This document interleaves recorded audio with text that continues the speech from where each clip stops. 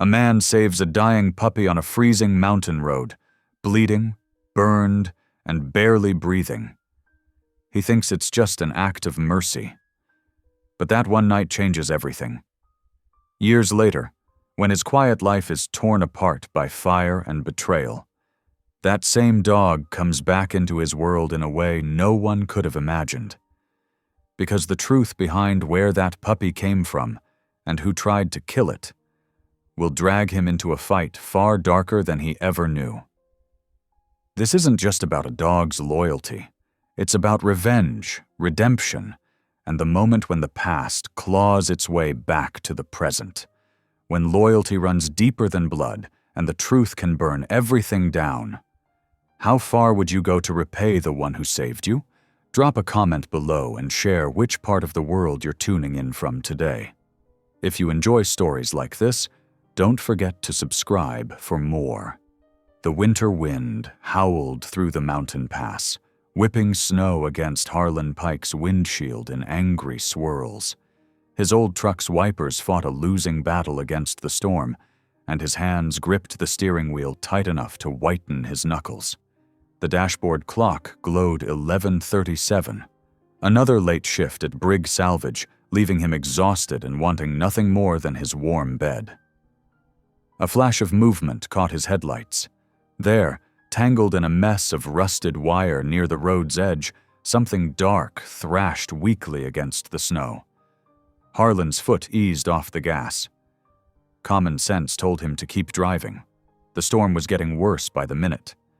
But something made him pull over, leaving the headlights aimed at the struggling shape. "Hello?" he called out, zipping his jacket higher against the biting wind. The snow crunched under his boots as he approached. A whimper, barely audible above the storm, reached his ears. His heart clenched. A puppy, no more than a few months old, lay trapped in cruel strands of wire. Its dark fur was matted with ice, and along its back, angry red burns stood out against bare skin. The pup's eyes, full of pain and fear, met his. "Hey there, little fellow," Harlan said softly, crouching down. "Let's get you out of this mess." His fingers were already growing numb as he carefully worked at the twisted wire. The puppy whimpered but didn't struggle, as if knowing Harlan meant help. It took 15 precious minutes to free the dog. When Harlan finally lifted the shivering bundle, he felt how cold the small body had become. Without hesitation, he shrugged off his jacket and wrapped it around the pup, hurrying back to the truck's warmth. "Hang on, buddy," he murmured, cranking up the heat. The nearest vet was Dr. Chen's clinic, 30 minutes away in good weather. This wasn't good weather. Harlan pressed the gas pedal harder, watching the speedometer climb while trying to keep the truck steady on the treacherous road. The puppy's breathing grew shallow. Harlan reached over periodically to stroke its head, talking constantly, to keep it awake. "Stay with me. You're gonna be okay. Just a little longer." When he finally pulled into the clinic's parking lot, the clock read 12:28. The emergency after-hours number glowed on the door, and Harlan punched it into his phone with trembling fingers. Dr. Chen arrived within 10 minutes, her face concerned but professional as she examined the puppy under bright lights. "These burns are deliberate," she said grimly. "Someone did this to him." Harlan's jaw tightened. "Can you help him?" "Yes, but the treatment won't be cheap. We're looking at antibiotics, burn care, possible surgery for some deeper tissue damage." "Do whatever it takes," Harlan said, already pulling out his wallet. He knew this would drain the savings he'd been setting aside for truck repairs, but looking at those trusting eyes, he couldn't do anything else. Hours later, as morning approached, Dr. Chen finally emerged from the treatment room. "He's stable. The next 24 hours will tell us more, but he's a fighter." Harlan stood by the recovery kennel, watching the heavily bandaged puppy sleep. Something about its dark coloring and fierce will to survive sparked a name in his mind. "Rook," he said quietly. "Like the chess piece, strong and steady." The sun was rising when he finally made it home, catching 2 hours of sleep before his shift started. His body ached with exhaustion as he pulled into Brigg Salvage's entrance, but his mind kept returning to Rook, fighting for life in that kennel. Calder Brigg's expensive boots crunched on the gravel as he approached Harlan's truck. His perpetual smirk widened when he noticed Harlan's tired eyes. "Late night, Pike?" "Found an injured dog. Had to get him to the vet." Brigg's laugh was sharp and dismissive. "Wasting money on mutts now? Should have left it where you found it. Nature sorts these things out." The casual cruelty in his boss's voice made Harlan's stomach turn. He grabbed his toolbox and headed toward the day's first job, but something made him pause. There was a chemical smell drifting from behind the main storage building, sharp and wrong. Rook's burns flashed in his mind. As if sensing his thoughts, Brigg called out, "Mind your own business, Pike. That's what keeps a man employed around here." Harlan nodded without turning around, but his mind was already connecting pieces he wished he could ignore. The puppy's specific injuries, the chemical stink, Brigg's warning tone. Something ugly was happening in this salvage yard, something that went far beyond scrap metal and junked cars. A distant dog's bark made him think of Rook fighting for survival in that sterile kennel. The small act of mercy that had driven him to stop in the storm now felt like more than just saving a dog. It felt like choosing a side in something much bigger and darker than he'd realized. He gripped his toolbox tighter and walked into the shop, the chemical smell burning in his nostrils, while Brigg's boots scraped away behind him. 1 month's wages gone, but somehow Harlan knew that saving Rook had been worth far more than money. It had been the right thing to do, and sometimes that was all a man had to hold on to. The weeks following Rook's rescue transformed both dog and man. Each evening, Harlan drove to Dr. Chen's clinic, where Rook's tail would thump weakly against the kennel floor at the sight of him. The burns healed faster than expected, leaving patches of scarred skin that would never grow fur again, but Rook didn't seem to mind. "He's quite remarkable," Dr. Chen said one evening, watching Rook lean into Harlan's gentle scratches. "Most dogs who've been through trauma like this stay fearful, but he trusts you completely." When Rook finally came home, he followed Harlan everywhere, padding quietly at his heels like a protective shadow. The dog's intelligence showed in the way he learned commands without formal training, as if he could read Harlan's thoughts through his eyes alone. At Brigg Salvage, things were different. The first time Harlan brought Rook to work, the dog's demeanor changed the moment they passed through the gates. His ears flattened, and a low growl rumbled in his chest when Calder Brigg emerged from his office. "Keep that mud under control," Brigg snapped, his perpetual smirk twisting into something uglier. But it wasn't just Brigg. Rook showed the same reaction to Marcus, the yard foreman, a man whose boots left the same distinctive prints Harlan remembered from the night he'd found the injured puppy. The salvage yard held its secrets in plain sight. Behind the main building, debris pits smoldered with strange-colored smoke. The chemical smell grew stronger on certain days, making Harlan's eyes water as he worked. He noticed things now. The way trucks came and went after hours, how specific areas of the yard were suddenly cleared and burned overnight. One morning, the local paper's headline caught his eye. "Feed store fire causes major damage." The store had refused to sell their land to Brigg months earlier. The timing made Harlan's stomach clench. That same day, Brigg called him into the office. The room smelled of expensive leather and cheap air freshener, trying to mask what drifted in from outside. "You're a good worker, Pike," Brigg said, leaning back in his chair. "Smart enough to know how waste handling works in this business. Sometimes corners get cut. That's just reality." Harlan kept his face neutral. "Yes, sir." "Good man." Briggs' smile didn't reach his eyes. "Keep that understanding about the way things work here. It's better for everyone."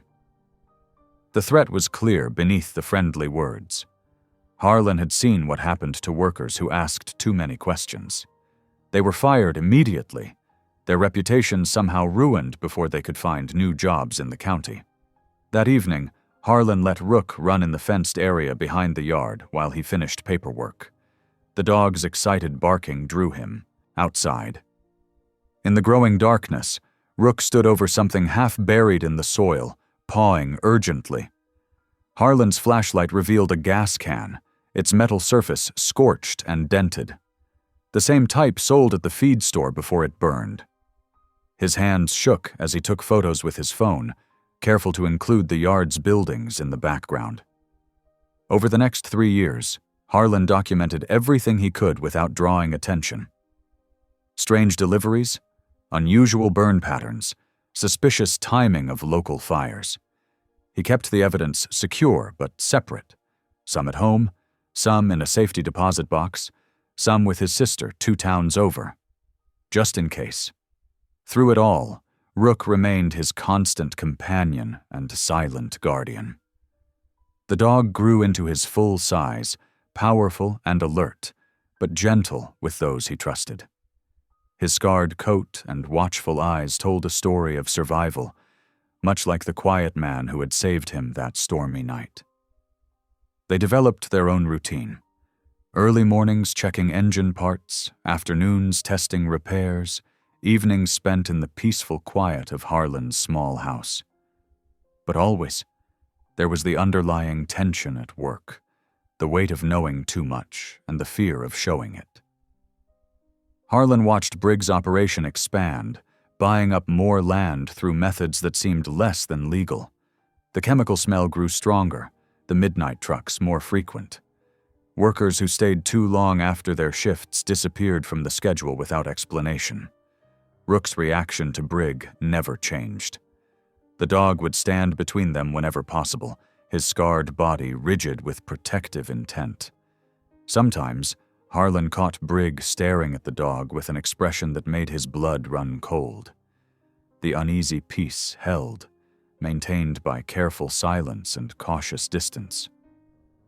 Harlan kept his head down, did his work well, and tried to ignore the growing darkness at the edges of his conscience. But every night, as Rook lay beside his bed keeping watch, he wondered how long they could continue this delicate dance around the truth.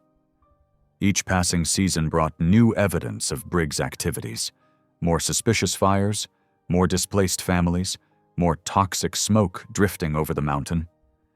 The photos and notes accumulated in their hidden places, waiting like loaded weapons that Harlan prayed he'd never have to use. Through it all, Rook remained his truest compass. The dog's instincts never wavered, his protective nature never dimmed. He was more than just a companion now. He was living proof that sometimes doing the right thing, even at great cost, could lead to something profound and lasting. The weight of silence grew heavier with each passing month. But Harlan held on to the memory of that stormy night when he'd chosen mercy over convenience. That choice had given him Rook, and together they watched, waited, and kept their own counsel as Briggs' shadow lengthened over the mountain community they called home. The summer heat pressed down like a heavy blanket, marking the 3rd month without rain. Harlan wiped sweat from his forehead as he drove his dusty pickup down the winding road to Maudine's farm. His sister had called earlier, her voice tight with worry. He found her standing by the creek bed, hands on her hips. The usually clear mountain stream now ran thick and dark, carrying an oily sheen that caught the sunlight in sickly rainbows. The smell hit him before he reached her side, chemical and wrong.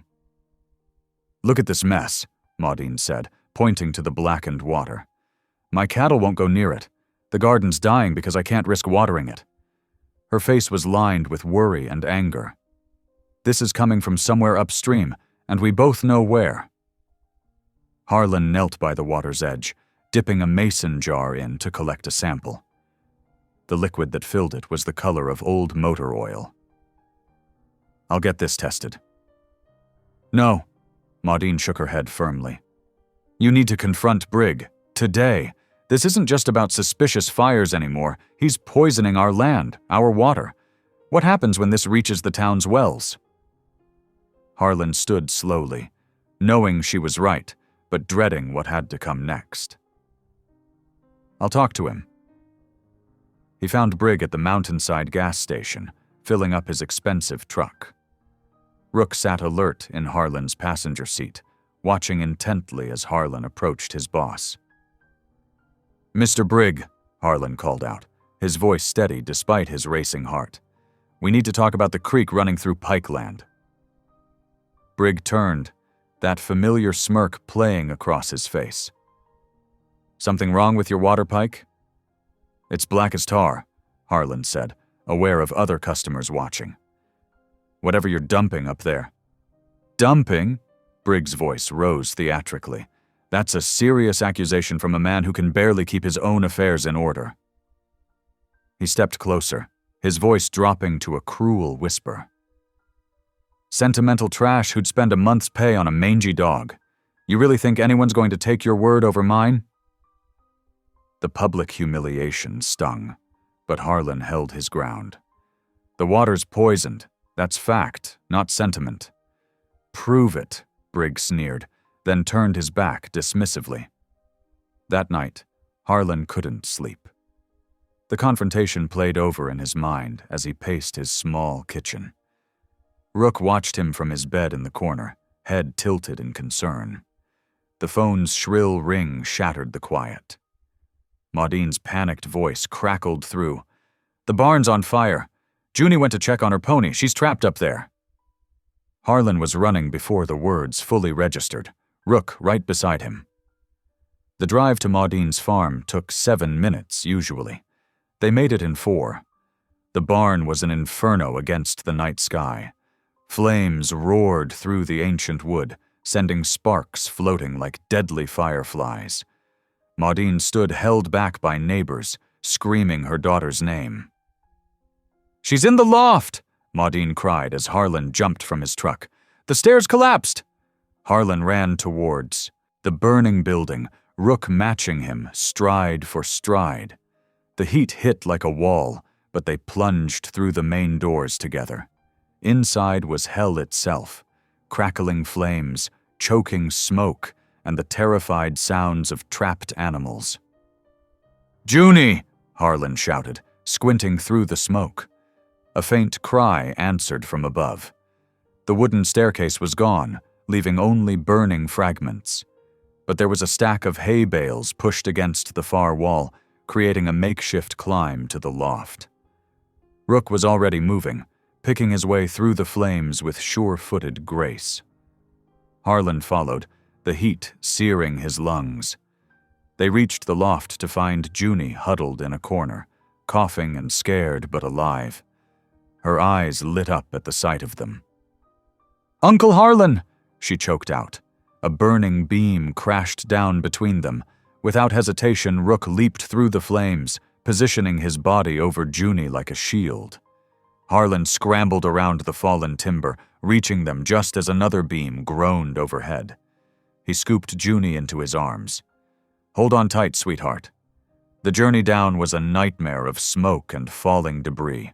Rook led the way, somehow finding the safest path through the chaos. When a shower of burning straw rained down, the dog pressed against them, using his own body to protect them from the worst of it. They burst out of the barn doors in a stumbling rush, all 3 covered in soot and gasping for clean air. Maudine ran to them, gathering Junie into her arms with desperate relief. The barn collapsed minutes later, sending a fountain of sparks into the starless sky. The next morning, Harlan picked through the smoking ruins. His throat was raw from smoke, his hands blistered, but he searched methodically. The smell caught his attention first, sharp and chemical beneath the char. He found traces of accelerant soaked into the wood that hadn't fully burned. The sheriff arrived late, barely glancing at the evidence Harlan tried to show him. "Probably just a freak spark," he drawled, not meeting Harlan's eyes. "Dry weather like this, anything could start a fire." Harlan watched the sheriff's car disappear down the dusty road, Rook a solid presence beside him. The dog's fur was still singed in places, but he stood straight and alert, watching the horizon as if he could see threats gathering there. Looking down at his faithful companion, Harlan felt something harden inside him. This wasn't about him anymore. It wasn't even about the poisoned creek or the suspicious fires. Someone had tried to hurt his family, had nearly killed his niece. The time for keeping quiet was over. "We'll find who did this," he promised softly, one hand resting on Rook's scarred head. The dog looked up at him with understanding in his dark eyes, ready as always to face whatever came next. 3 days after the barn fire, Harlan sat at his usual corner booth in Greta's diner, pushing eggs around his plate. His hands were still bandaged from the burns, and his throat felt raw. Rook lay under the table, his nose twitching at the smell of bacon. The bell above the door chimed, and Deputy Cullen Hart walked in, removing his hat. He nodded to Greta behind the counter before sliding into the booth across from Harlan. "Rough night?" Cullen asked, eyeing Harlan's untouched breakfast. "Every night since the fire," Harlan replied, his voice still rough from the smoke. Cullen leaned forward, lowering his voice. "Listen, I've been looking into something. Those accidental fires we've had lately, there's a pattern." He pulled out a small notebook, flipping it open. Every property that burned ended up being sold within 2 months. And guess who bought them all? "Brigg," Harlan said, the name tasting bitter in his mouth. "Through shell companies, but yeah. The Johnson's place last year, the old Miller farm before that. Now your sister's land." Cullen glanced around the nearly empty diner. "I can't prove anything officially. The sheriff's in Brigg's pocket too deep. But I thought you should know." Greta appeared with a fresh pot of coffee, her copper hair catching the morning light. She filled their cups, then hesitated. "I couldn't help overhearing," she said quietly. "I've been tracking those fires for the paper, but my editor won't run the story. Says there's not enough evidence." Harlan looked up at her, really seeing her for the first time in years. They'd gone to the same high school, but their paths hadn't crossed much since then. Now he noticed the sharp intelligence in her eyes, the determined set of her jaw. "What kind of evidence would you need?" he asked. Greta slid into the booth beside Cullen. "Property records, fire reports, financial documents, anything showing a connection. I've been digging, but..." She shrugged. "A lot of records seem to disappear when I request them." "I might be able to help with some of that," Cullen offered. "Unofficially, of course." Under the table, Rook's tail thumped against the floor. The dog had always been a good judge of character, and he seemed to approve of this alliance. Over the next week, they gathered whenever they could. Greta brought copies of old newspaper articles about local fires. Cullen contributed incident reports he'd borrowed from the station. They spread everything out on a table in Greta's office above the diner after closing time. "Look at this," Greta said one evening, pointing to a timeline she'd created. Every fire happened within 2 weeks of a property tax assessment. The owners were struggling financially, then suddenly, boom! Fire destroys everything. Insurance barely covers the mortgages, and they're forced to sell. Harlan studied the pattern, his stomach turning. And Brigg swoops in with cash offers through his different companies. Exactly. Greta pushed her hair back from her face. But we need something concrete linking him to the fires themselves. Otherwise, it's just circumstantial. Rook, who had been dozing near the door, suddenly lifted his head and growled. Seconds later, they heard footsteps on the stairs. Everyone froze until Cullen's familiar knock sounded. The deputy looked troubled as he entered.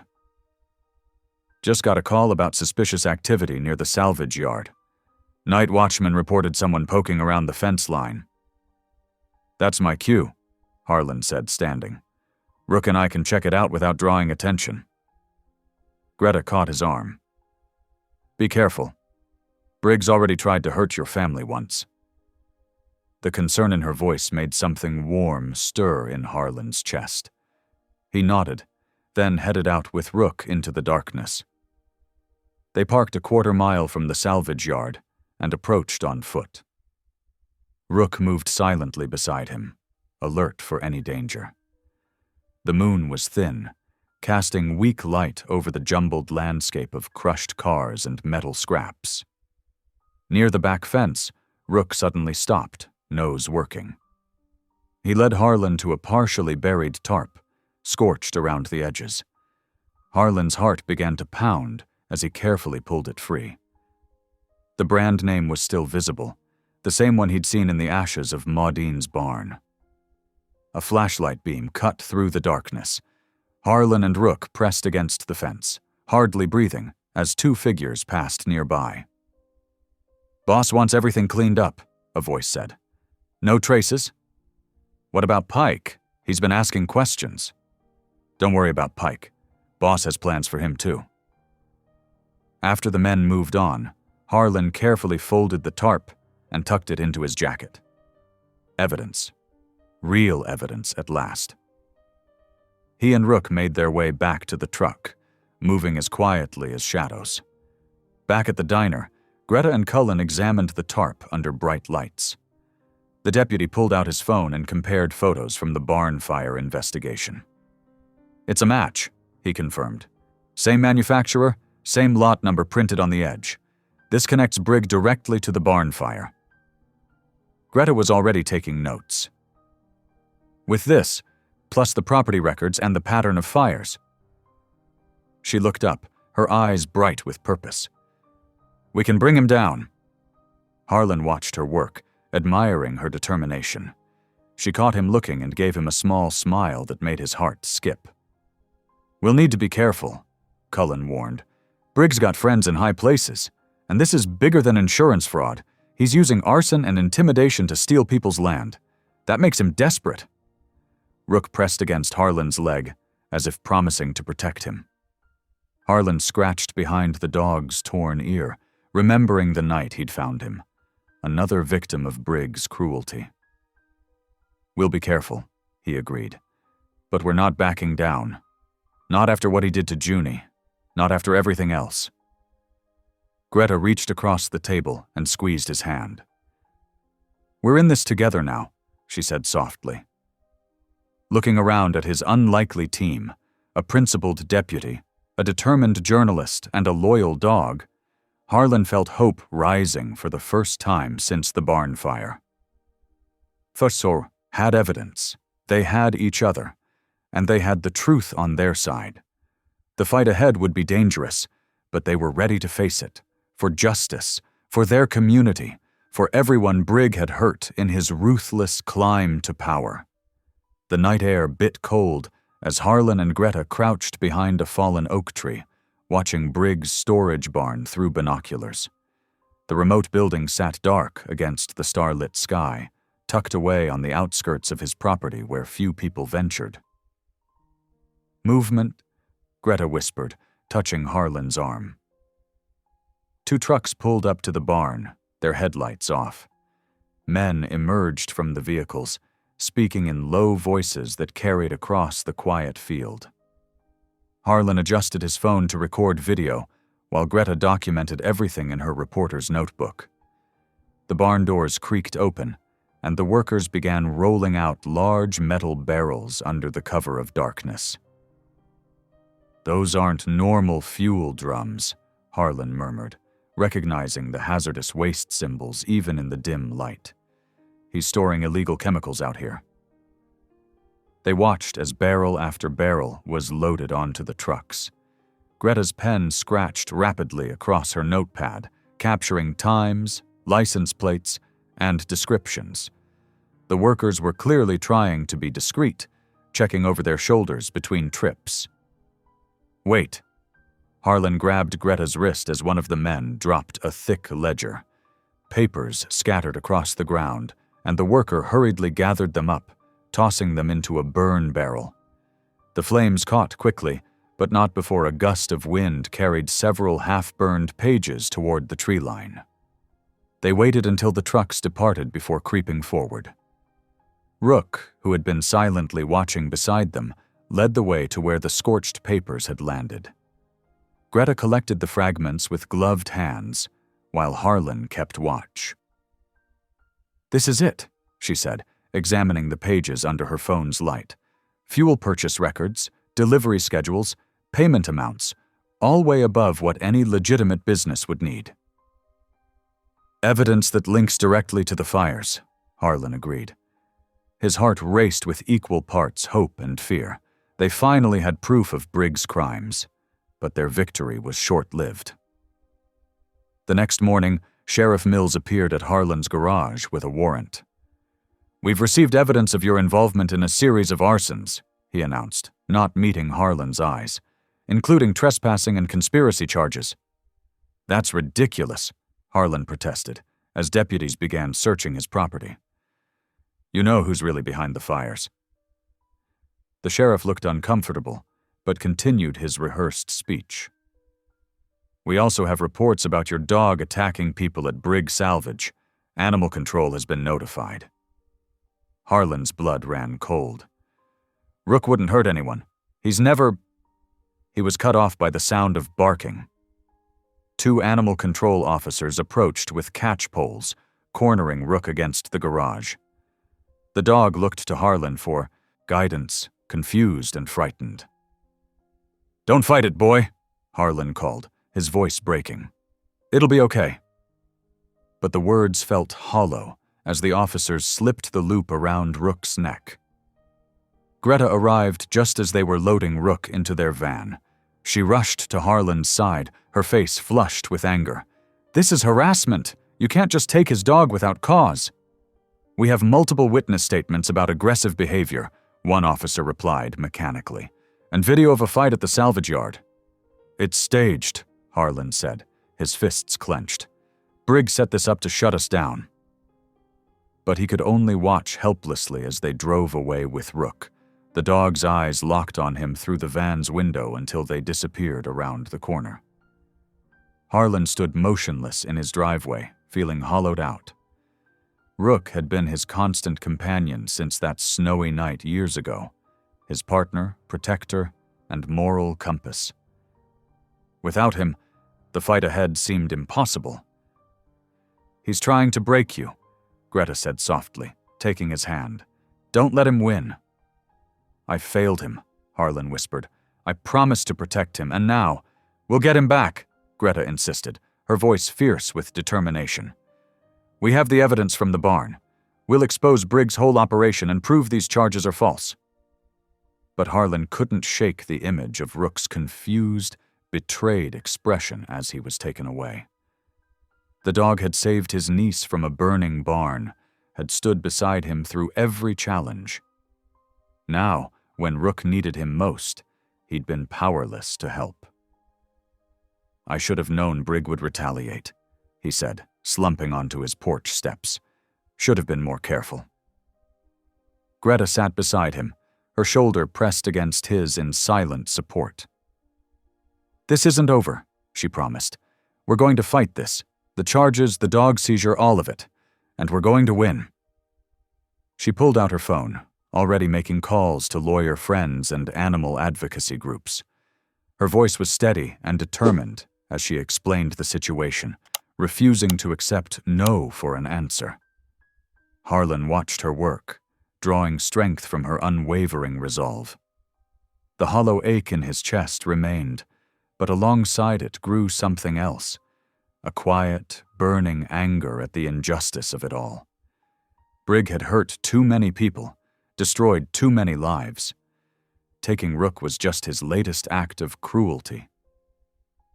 "Whatever it takes," he said finally, his voice rough with emotion. "Whatever we need to do to make this right." Greta squeezed his hand, her eyes bright with fierce loyalty. "We'll get him back, Harlan. I promise you that. Brigg thinks he's won, but he has no idea what he's started." They sat together as the sun set, planning their next moves. The fight had become personal now, and neither of them would rest until justice was served, for Rook, for themselves, and for everyone else Brigg had wronged. The fluorescent lights hummed overhead as Harlan sat in the cramped interrogation room.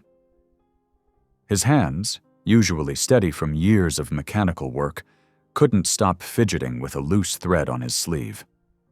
Deputy Marshal, one of Brigg's loyal followers, paced around him like a shark circling its prey. "Let's go through this again," Marshal drawled, dropping a thick folder onto the metal table.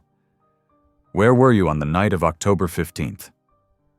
"Same place I was the first 3 times you asked," Harlan replied, his voice tired but firm. "At home, fixing Mrs. Jensen's carburetor in my garage. Convenient? No witnesses?" "Just Rook." The mention of his dog's name sent a fresh wave of pain through Harlan's chest. It had been 48 hours since they'd taken him away. Across town, Greta sat surrounded by stacks of papers at her kitchen table. The seized ledger lay open before her, its pages heavy with hidden stories. She'd been cross-referencing dates and locations for hours, fueled by coffee and determination. Something about the timing of Rook's rescue had been nagging at her. Her fingers flew across her laptop keyboard, pulling up old veterinary records. Dr. Thompson had been kind enough to share Rook's file, citing concern for animal welfare. Greta's eyes scanned the detailed description of the dog's injuries from that winter night. Second-degree burns along his back, wire cuts around his legs, trauma consistent with abuse. "Wait a minute," she muttered, reaching for another folder. Her contact at the county animal control had sent over historical cruelty complaints. She found what she was looking for in a report dated 3 years before Harlan found Rook. Her heart nearly stopped as she read the details. A witness had reported seeing Mike Larson, Brigg's foreman, conducting what he called training demonstrations with yard dogs. The description of injuries matched Rook's exactly. Burns, wire restraints, the same pattern of abuse. "Oh my God," Greta whispered, her hands shaking as she picked up her phone to call Deputy Hart. Cullen met her an hour later at the back booth of the diner, away from prying eyes. His face grew darker as she laid out her discovery. "So Rook wasn't just some abandoned dog," he said, studying the photographs she'd brought. "He was one of their victims. They were practicing their techniques even back then." Greta nodded grimly. "The timing matches perfectly. The report about Larson's demonstrations was filed just 2 weeks before Harlan found Rook in that storm. They must have thought he'd died in the snow." "And now he's living proof of how long they've been at this," Cullen finished. "No wonder Brigg was so quick to have him seized. That dog is evidence." "We need to get this to Harlan," Greta insisted. "He needs to know the truth." Cullen glanced around the empty diner. "They're holding him for another round of questioning this afternoon. I'll find a way." Back in the interrogation room, Harlan's shoulders ached from sitting in the hard metal chair. Deputy Marshal had left, him alone again, probably hoping the isolation would crack his resolve. Instead, Harlan used the quiet to think about Rook, not just missing him, but trying to piece together the puzzle of his past. The door opened, and Cullen slipped inside. He made a show of adjusting the security camera, positioning himself to block its view.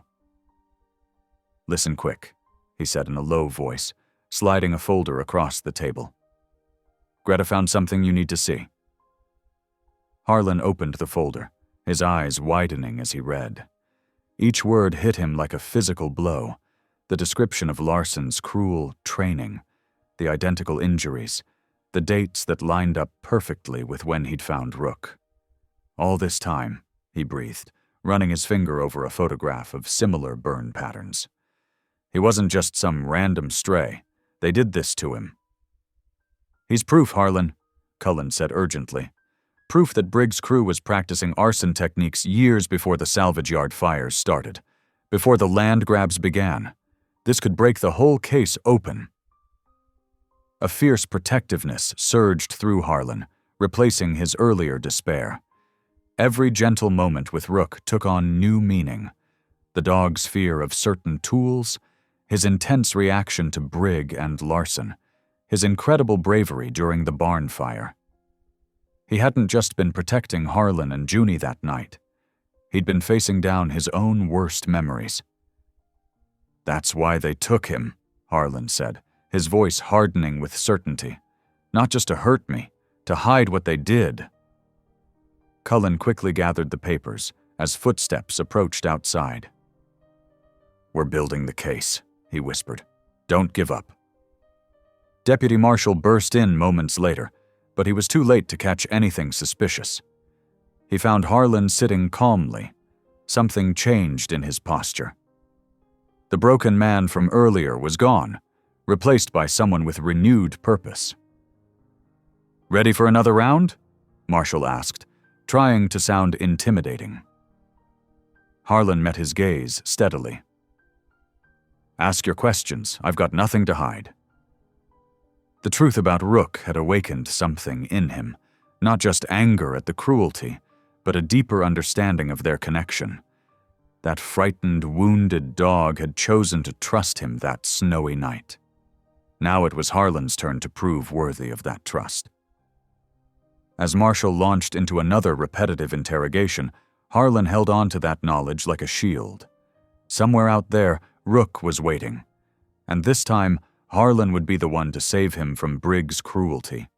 The evidence hidden in those old scars would help bring justice not just for Rook, but for everyone Brigg had hurt along the way. Every question that followed seemed to bounce off Harlan's newfound resolve. He'd discovered his second wind, drawing strength from the same well of determination that had made him stop on that winter road years ago.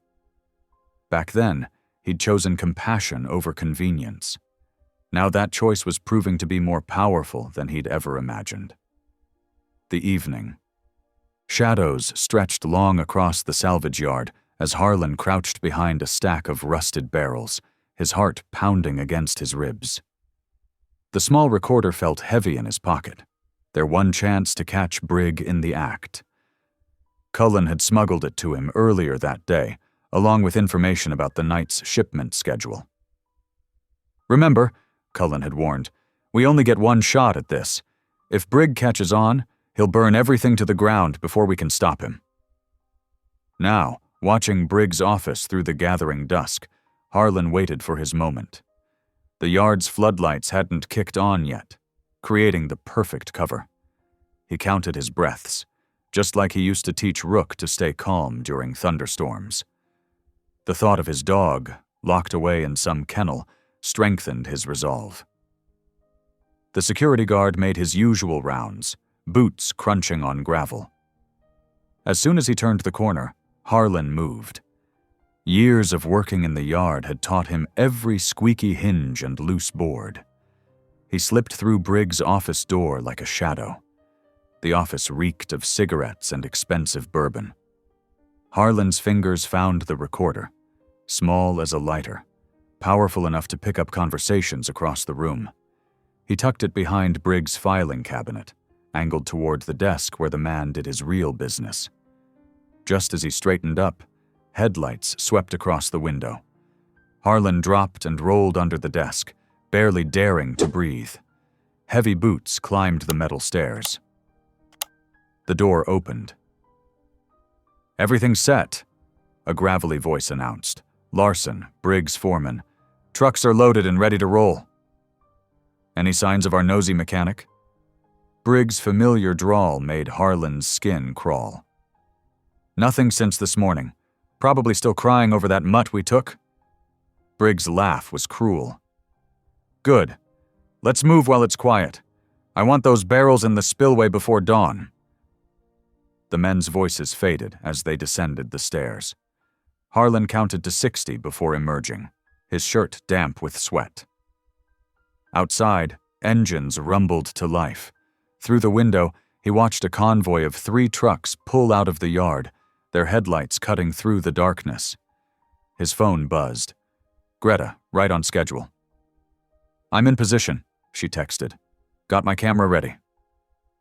Harlan slipped out to where Cullen waited in his patrol car, hidden behind the repair shop. "They're headed for the quarry spillway," Harlan reported, sliding into the passenger seat. "Just like you said." Cullen nodded grimly. "Greta's already there. We'll catch up to them along Miller's Ridge Road. Less chance of being spotted." They followed at a distance, headlights off, using the moonlight and Cullen's knowledge of the back roads. The quarry spillway was the perfect place for illegal dumping, remote, with plenty of underground streams to carry evidence away. But tonight, that evidence wouldn't disappear so easily. Through the trees, they spotted Greta's car tucked behind an old equipment shed. She emerged from the shadows as they pulled up, her camera hanging ready around her neck. "They're setting up near the north end," she whispered. "I counted 6 men besides Brigg and Larson." The 3 of them crept closer, using the overgrown quarry equipment as cover. The sound of splashing echoed off the rock walls as the first barrel was emptied. Greta's camera clicked quietly, capturing every moment. "Wait," Cullen suddenly hissed. "Something's wrong." A spotlight blazed to life, catching them in its harsh glare. Brigg's voice boomed across the quarry. "Well, well, looks like we've got an audience." Everything happened at once. Larson and 2 others charged toward them. Cullen drew his weapon, shouting, "Police, stand down!" But these men weren't interested in surrendering. One swung a length of pipe at Harlan's head. He ducked, tackling the man around the waist. They crashed into a rusty conveyor belt. "The ramp!" Greta screamed. "They're collapsing the ramp!" Harlan looked up to see Brigg's men attacking the supports of the metal walkway above them. The structure groaned ominously. "Run!" Cullen fired a warning shot, keeping Larson's crew back while Harlan and Greta scrambled for safety. Metal shrieked against metal. The ramp buckled, sending chunks of rust and concrete raining down. Harlan grabbed Greta's arm, yanking her clear as the whole section came crashing down where they'd been standing moments before. Through the chaos, Harlan glimpsed Brigg's face in the spotlight, no longer smirking, but twisted with rage. Their eyes met across the distance, and in that moment, both men knew. The pretense was over. War had been declared. They made it back to their vehicles just as sirens wailed in the distance. Backup Cullen had called for, arriving too late to catch anyone. But it didn't matter. Greta's camera was intact, filled with damning images. The recorder waited in Brigg's office, gathering more evidence with every word he spoke. Most importantly, they were alive. "He'll come after us now," Greta said as they caught their breath in the safety of Cullen's car. "All of us." Harlan nodded, still tasting dust and adrenaline. "Let him try. We've got proof now, real proof. And he knows it." The night's close call had shaken them, but it had also hardened their determination. Brigg's mask of respectability had finally cracked, revealing the violence that had always lurked beneath. The game of shadows and whispers was over. From now on, they'd fight in the open. Dawn painted the sky pink as they drove back to town, their evidence clutched close. Whatever came next, there would be no more hiding, no more looking the other way. Brigg had shown his true face tonight. Soon, everyone else would see it too. The text message arrived just after midnight. Greta stared at her phone, reading Brigg's words again. "Let's end this quietly. Meet me at Old Service Road 23. Come alone or the evidence goes public. All of it." Her hands trembled as she grabbed her keys. She knew it was probably a trap, But if there was even a slight chance to end this without more violence, she had to try. The rational part of her mind screamed to call Harlan or Cullen, but Briggs' threat echoed in her thoughts. One wrong move could destroy everything they'd worked for. The old service road stretched like a dark ribbon through the quarry outskirts. Her headlights caught the reflective markers, faded and bent from years of neglect. Loose gravel crunched under her tires as she drove deeper into the darkness. A figure emerged in her headlights, Brig, standing beside his truck. His familiar smirk was gone, replaced by something colder. She stopped 30 feet away, engine idling. "That's far enough," he called out. "Step out where I can see you." Greta's instincts screamed danger. As she opened her door, movement caught her eye, shadows shifting in the trees. Before she could react, engines roared to life. Headlights blazed from both sides as two more vehicles emerged from hiding. "You really are as stupid as I hoped," Brig laughed. She lunged for her car door, but it was too late. The vehicles shot forward, forcing her to reverse. Gravel sprayed as she spun the wheel, but they had positioned themselves perfectly. Each turn was blocked, herding her steadily backward toward the quarry edge. Her back tires hit loose stone. Through the rearview mirror, she saw empty air where the ground dropped away. Panic clawed at her throat as she realized their plan. They meant to force her over the edge, make it look like an accident. Just another tragic story for her own newspaper to report. "Please," she whispered, though no one could hear her. "Please, someone?" Back at the diner, Harlan found her hastily scribbled note. "Meeting Brig. Had to try." His blood ran cold. He knew these roads, knew where Brig would choose for an ambush. His truck roared to life as he peeled out of the parking lot. The service road was empty when he arrived, but fresh tire tracks told the story. He followed them at dangerous speed, praying he wasn't too late. The tracks led toward the quarry overlook, and there he saw them. Greta's car, teetering at the edge. Brig's men, their vehicles forming a barrier, and Brig himself, watching with that same cold smile as Greta's car inched closer to oblivion. Harlan didn't hesitate. He gunned the engine, the heavy truck eating up the distance. In his cab was a length of heavy chain, the same one he'd used to pull engines for 20 years. Now it would pull something far more precious. He leaped from the still-moving truck, chain in hand. Greta's rear wheels were already sliding on loose stone. In seconds, she would go over. The chain felt like lead as he sprinted forward, but somehow his hands stayed steady as he hooked it to her back bumper. The other end was already secured to his truck's frame. As her car started to tip, the chain went taut. Metal groaned against metal. For one horrible moment, he thought it would break, but the old chain held.